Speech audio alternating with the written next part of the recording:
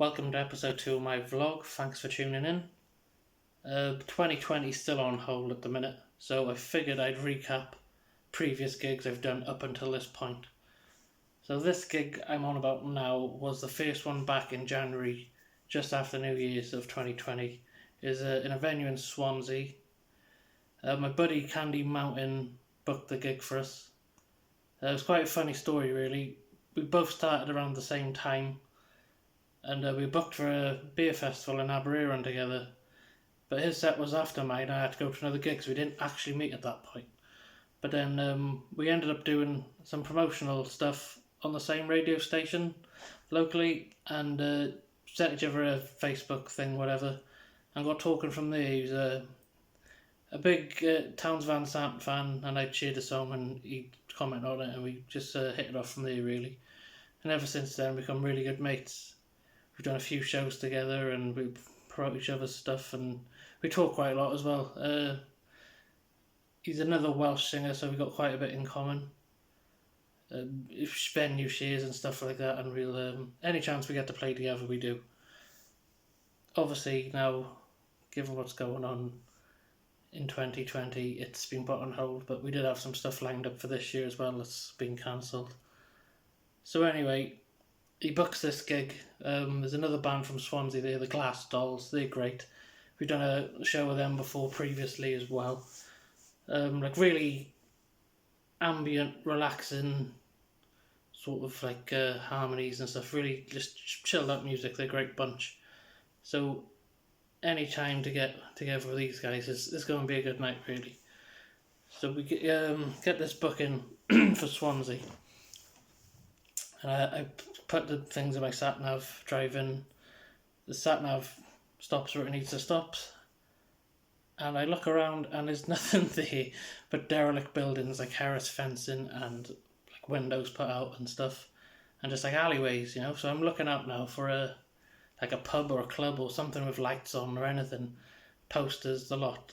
And I can't see anything. So I walk up the street, through the alley, back down and do a loop. Can't find a thing. Nothing looks open. Nowhere looks like they'd host live music. Nothing. I do another lap. Still nothing. I get back to the car, put in Google Maps. And according to Google Maps, it was literally round the corner from where I parked. But you've got this derelict building to the left, fenced off, and like what I thought was a shed. So I do a lap of the shed, looking for a pub or a club or whatever, you know. Go around it once, go around it twice, nothing. And I am lost now. And I was like, have I put the wrong address in the sat-nav? Have I got the wrong place? Is it closed down? I didn't know. So I stopped by this smash-through door. It had more cardboard on there than glass. It was battered to hell. And I turned my head as I get my phone out of my pocket to check to see where the other guys are and if I'd got the right place. And I see this A4 poster... Tonight, Candy Mountain, Glass Dolls, Josh Beddis. Bloody hell, what have I let myself in for here? So anyway, I let myself in. There's lights on, but you go down like a corridor till you find the bar room. And there's people there. And they say, I'm here for the music tonight. Am I the first one here? And the bloke looks at me like, no, John's here. Who's John? Like, I don't know any John. I said, so sort of looking at him and he's looking at me for a bit. I said, I'm singing and playing, like, I'm on the poster. Ah, right, he says, come on through, we'll get you set up. So I go and get my gear. I come through and I put all my gear by the stage. Now, once you're in the building, it's completely different. It's a nice vibe. It's turns out that they're a charity and stuff. They do a lot to help homeless people. But I don't think they got a big budget, so a lot of it's mismatched second-hand furniture, but it worked. There's like proper little, like a hippie hangout, like incense burning and candles and stuff. But they got a nice big stage and a good sound system, PA setup, the whole shebang. So I'm hanging out there for a few minutes. I'm talking to the owner. The rest of the guys show up.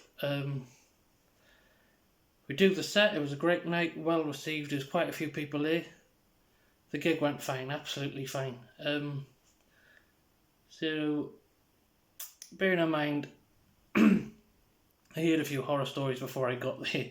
It's supposed to be in a really rough area, Swansea, and my mate's like, oh, whatever you do, just don't park your car close to the venue. Like, he said, I'm not saying anything will happen, but just in case you don't want to park there. But I parked up the front, obviously I got lost, so I left the car there anyway. So I put my gear in the car, I start the engine up, and I'm waiting for my sat-nav coordinates to kick in, because I don't get to that part of Swansea very often. I didn't know my way back to the motorway. And I'm waiting for the sat-nav to come up, and I see this woman in a red bomber jacket and like ratty blonde dreads walking over towards the car, and she's looking at me.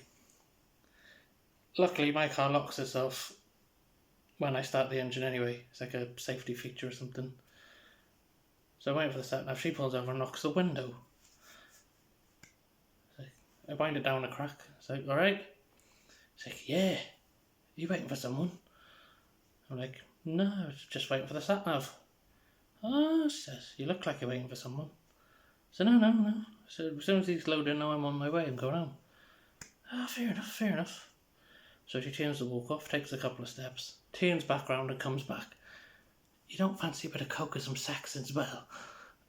And now, I'm from rural West Wales. I'm only now away from home, but it took me that much by surprise. I just come up with, nah, I'll probably just stop at McDonald's on the way back in Carmarthen, if that's alright. And I take off out of this estate as fast as I could. And I got to be honest with you, I laughed all the way home. I stopped in Carmarthen. I text Candy Mountain, see if he got home alright. And I told him what happened.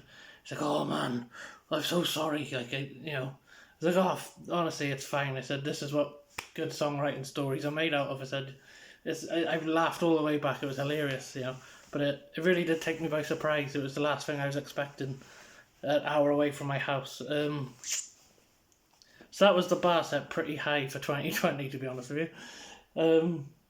But like I said, that's where good songs come from, living life and getting into these mad situations.